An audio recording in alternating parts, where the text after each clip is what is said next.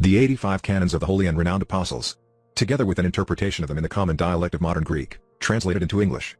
Canon 81 to 85. Canon 81. We have said that a bishop, or a presbyter, must not descend himself into public offices, but must attend to ecclesiastical needs. Either let him be persuaded, therefore, not to do so, or let him be deposed. For no one can serve two masters, according to the Lord's injunction. App. cc. Vi. 23, cc. 3, 7 of the 4th, c. X of the 7th, c. 11 of the 1st and 2nd, c. 18 of Carthage. Interpretation. This Canon 2, like the 6th one, prescribes that those in holy orders must not meddle in worldly affairs, since it says, "We have said, i.e., in our Canon Vi, that a bishop or presbyter must not lower himself into political and secular affairs and business, but must confine his activities to sedulously looking after the service and wants of the church. So either let him be persuaded not do anything of the kind henceforth, or, if he cannot be persuaded, let him be deposed. For no one can serve two masters and please both of them, as the Lord says, Matt. 6:24, Luke 16:3. See also the interpretation of App. C. Vi. Canon 82. We do not permit house servants to be ordained to the clergy without the consent of their masters, to the sorrow of the masters owning them. For such a thing causes an upheaval in the households. But if any house servant should appear to be worthy to be ordained to any rank, as our own Onesimus did, and their masters are willing to permit it, and grant them their freedom, by liberating them from slavery, and allow them to leave home, let him be so ordained. C4 of the 4th, C85 of the 6th, C3 of Ankara, C. XC of Carthage, CC. XL, Zli, 42 of Basil, and Epistle to Philemon. Interpretation. One must not do things that become causes of scandal or of sorrow to others. One cause of scandal, of course, and of sorrow is that which results whenever a slave is ordained without the consent of his own master. Wherefore the present canon prohibits this, saying, "We do not allow slaves to be promoted to the clergy and holy orders without the consent of their masters, lest we cause sorrow to the masters themselves by doing so." Because this sort of thing upsets whole households, for it might happen that the slave admitted to the clergy was either the manager of his master's household, or the superintendent of his factory, or had the care of his master's money, and on all such accounts his ordination might cause his master grief. But if any slave should appear to be worthy for ordination, as did our own Onesimus, the bishop ought to notify his master to this effect, and if the latter consents and is willing, and at the mouth of 2 or 3 witnesses according to the 85 of the 6th, and sends him home as a sign of total liberty, then let him be ordained. That is what St. Paul did, since he refused to keep the slave Onesimus. And in spite of the fact that he found him to be very useful in the ministry of preaching, he sent him back to his master Philemon. Conquered. Nor must slaves be admitted to monasteries to become monks without the consent of their masters, according to c. 4 of the 4th. And any female slave who gets married without the consent of her master has thereby become guilty of harlotry, according to cc. XL and 42 of St. Basil. For, according to him, agreements and promises made by vassals are unreliable. And according to his c. Z. Any marriage or wedding that takes place without the consent of the master of a female slave must be dissolved if he does not want it. That is why the council held in Gangra anathematizes in its c. 3 anyone who on the pretext of godliness teaches a slave to hold his master in contempt and to leave his service. According to c. 73 of Carthage, on the other hand, the liberties of slaves ought to be preached in the churches. Canon 83. If any bishop, or presbyter, or deacon is engaged in military matters, and wishes to hold both a Roman, i.e., civil, and a sacerdotal office, let him be deposed. 4. Render, unto Caesar the things which are Caesar's, and unto God the things that are God's. Matt. 22:21. App. cc. Vi. 81, cc. 3 and 7 of the 4th, c. X of the 7th, c. 11 of the 1st and 2nd, c. 18 of Carthage. Interpretation. In other canons too the divine apostles prohibit those in holy orders from engaging in the management of public affairs and from undertaking worldly cares. But in this one they also do likewise by saying, "If any bishop or presbyter or deacon occupies himself with military matters, by which is meant, not the use of weapons or actual participation in warfare, but the management or handling of military matters, such as the distribution of rations to the soldiers, reception of their food, and other such business which is designated by civilians as military matters, and wants to have both jobs, to wit, that of exercising imperial Roman authority, and that of priestly and ecclesiastical functions, or what may be more aptly described as external and internal affairs, let any such dignitary of the church be deposed if he fails to desist therefrom. For things and offices that belong to Caesar or to the emperor ought to be left to Caesar. Or, in other words, they ought to be given to external and imperial, or royal, men.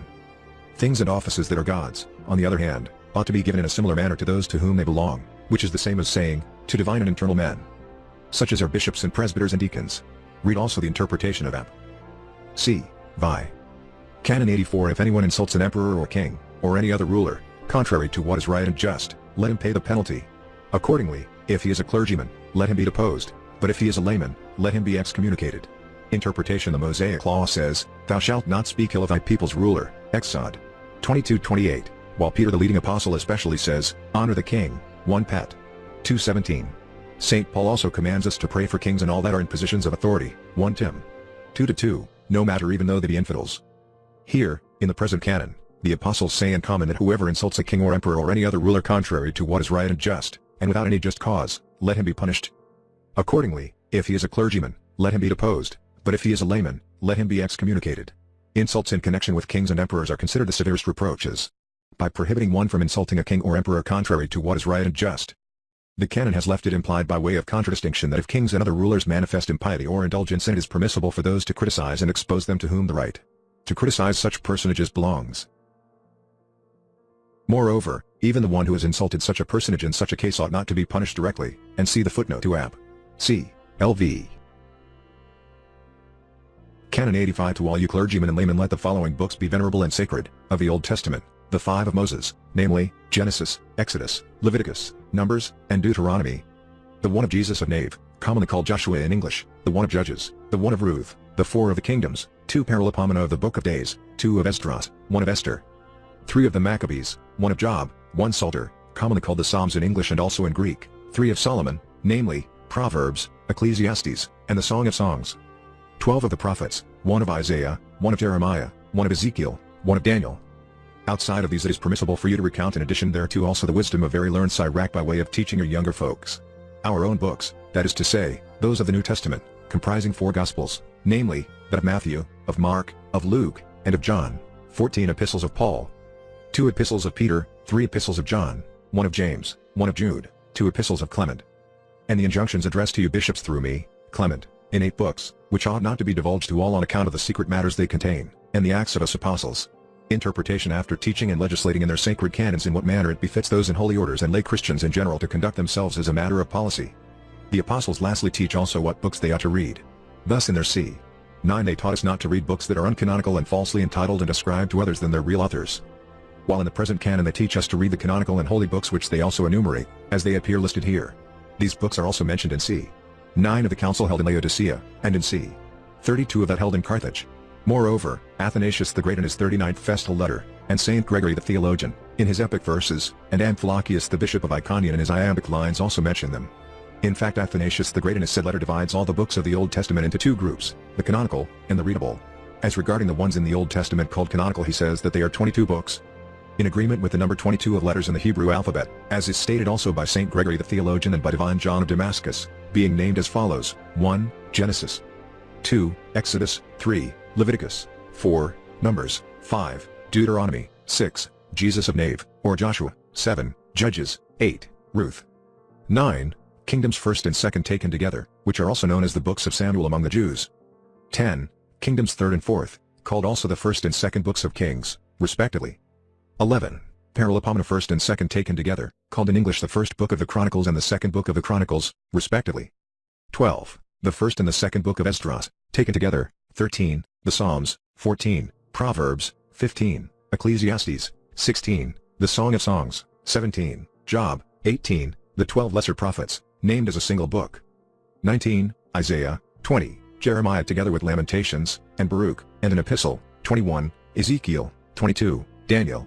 Readable books to be studied by the recently catechized are the following: Wisdom of Solomon, which is also called All Virtuous according to Eusebius, Book 11, ch. 7. Concerning evangelical preparation, Wisdom of Sirach, which is also called All Virtuous, according to George Sindelos. Note, however, that Sirach is called by Westerners Ecclesiasticus, Esther, Judith, and to by a stake note, however, of the fact that the Book of Esther, which is but one, is also included among the canonical books. Just as the present apostolical canon also lists it among the canonical books, and so does the council held in Laodicea, and that held in Carthage. But even the Wisdom of Solomon, and Judith, and Tobit are enumerated among the canonical books by the Council of Carthage. In the present App.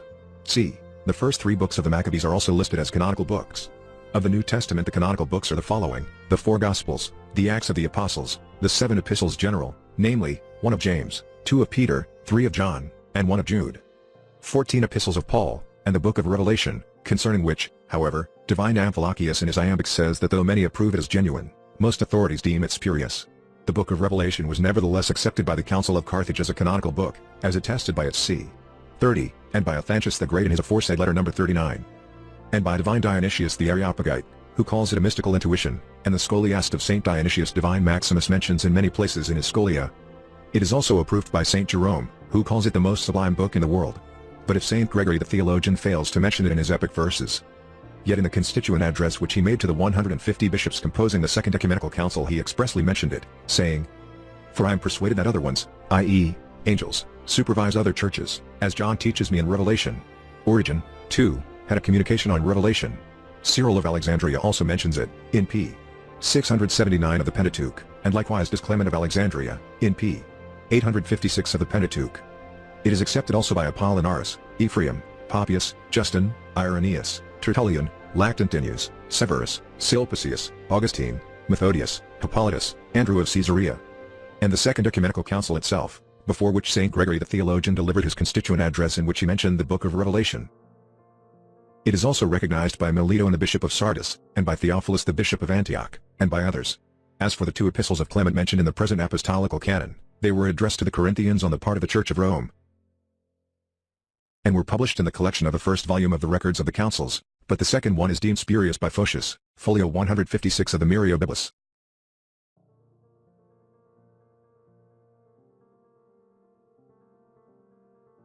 As for the injunctions of the Apostles, which are also called the Didache of the Apostles by Athanasius the Great, they were rejected by c.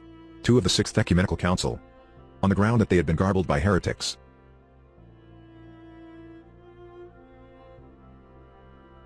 But since not all of them were garbled, but only certain parts of them, therefore many of the Fathers even before the Sixth, among whom St. Gregory the theologian in particular, but also Sacred Maximus as well, adopted sayings taken therefrom. Thus the theologian in his discourse on Easter, with reference to the proposition saying, "I will be on my guard," explained the word sheep as representing Christ allegorically on account of the code of imperishability, which saying was gleaned from the injunctions, according to Mais Satas. While Divine Maximus uses whole excerpts from the injunctions in his Scholia on Dionysius. But why am I speaking of individuals? The Fifth Ecumenical Council itself bears witness to the injunctions, in the letter of Justinian, to the effect that alms ought to be given in behalf of the dying. p. 392 of the second volume of the Collection of the Councils. But even after the Sixth Council, the Council assembled in St. Sophia adopted testimony from the injunctions. Michael, too, the Patriarch of Constantinople, surnamed Cerularius, together with the synod attending him, living AD 1053, adopted testimony against the cutting off of the beard which is found in Book I of the Apostolical Injunctions, ch. 3, reading as follows, "Ye shall not depilate your beards, for God the Creator made this becoming in women, but unsuited to men." See also page 978 of volume 2 of the Conciliar Records. Besides, as they are now found printed, it does not appear to me that they contain anything spurious or improper. The Shepherd, which Athanasius the Great mentions in his often cited epistle, was a book which has not been preserved to our times. Perhaps it was such an affair as the discourse which John of Climax attributes to a shepherd, and, briefly speaking, there was such a book teaching the shepherd of rational sheep how to shepherd them towards a pasture conducive to salvation, and how to keep them safe from the clutches and claws of rational wolves, and of demons and cacodoxical human beings as well. We have been informed that this shepherd is found as a very old book in some monastery in Greece, and that it is a work of Quartus, one of the 70 apostles. The shepherd is mentioned also by St. Maximus in his Scholia on Divine Dionysius. Its size is about that of the Psalter. Note that c. Liv of Carthage commands that besides the books of the Old and New Testaments the lives of the martyrs are to be read, which contain an account of their ordeals on the days of their